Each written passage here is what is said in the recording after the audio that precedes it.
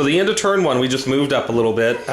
You tried to cast Awakening of the Woods on my general's unit over here. Got it off. I don't have a mage, so it's going to be really hard to dispel. And did no wounds, but you got it off, did 2 hits, and... What? Okay. He doesn't want to say anything. And then Charles is doing the same thing as what Grandpa was doing. Likes it. He loves these little pieces. The Iron Guts or not Iron Guts, the Lead Belchers are move or shoot, so I really can't shoot at anything yet. He's got a turn to kind of refocus where he's going to be at, maybe reform and get ready. So we'll see what happens turn 2.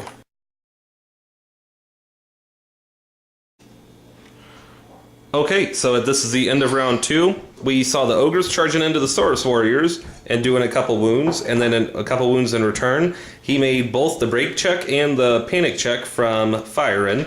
His magic missiles on his turn, I dispelled his magic, but he ended up doing 2 poisoned hits with the javelin. So we're going to run into turn 3. Charles! Oh, Charles, where'd you get that at? And we'll take you into turn 4 coming up here shortly. So we just wrapped up turn 3, and it saw the Saurus Warriors win in combat with the Ogres and pursuing them. They didn't catch him, they only went 6. I ran 7, so he is free. The Javelins over here actually did pretty good. They killed an Ogre in the forest, and then did another wound. I dispelled his magic missile again, even with his 6 dice, getting a 21, and I rolled a 20 with 5. So they passed a panic check on leadership 7, and we'll see if he catches and kills the general and the big unit. That'll be game, really. And we'll have to see where it goes from over here. All right.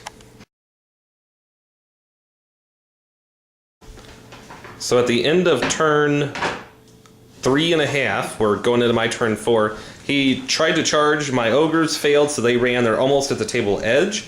Tried to magic missile, did 3 hits, but no wounds. His Saurus Warriors went 5, and then the guys over here on the flank moved up 6? Yeah, 12. Oh, 12, okay. Oh, that's right, I do need to move that other side. Okay, so he's going to go 6 more there, but probably take over the woods. So we'll see how turn 4 goes. Hopefully I rally. I rolled boxcars with my leadership check before, so hopefully not again. Turn 5.5, saw that he moved some skinks up onto my flank, a magic user behind them. He got off a spell, the Awakening in the Woods, to do 1 strength 4 hit on the Ogres, killed or did 1 wound.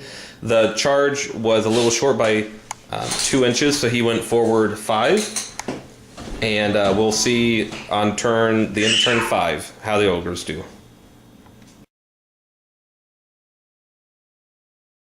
So summing up the end of turn 6, it saw that the Saurus had 1 guy left, made their leadership check. He ended up doing another wound over here and killing off an Ogre with the Skinks, but I killed them in close combat.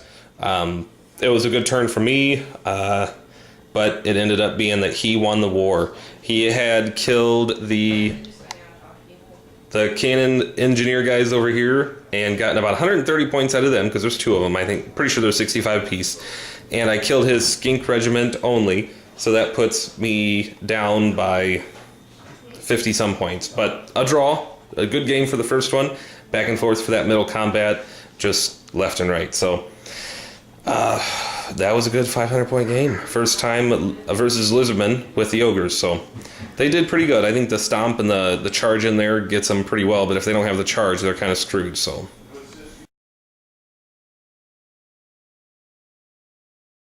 casting a 500-point battle that we just finished off and a 900-point battle that we just did with Ogres versus Lizardmen. And this is Charlie's first time playing Warhammer 8th Edition. So, Charlie, can you tell me what you thought of it overall? Well, it seemed to move a little faster than the old 7th edition, but sometimes when you get friends playing in a little less competitive scene, you move a little quicker anyway. You're not so trivial over some of the details that make a big difference in the battle. Right. So when you first started setting up your army and started getting a hang for some of the movement rules or charges and magic phase, what were the things that stood out for you, that major differences or maybe a dynamic that changed in the game? Something that is pointed out or is...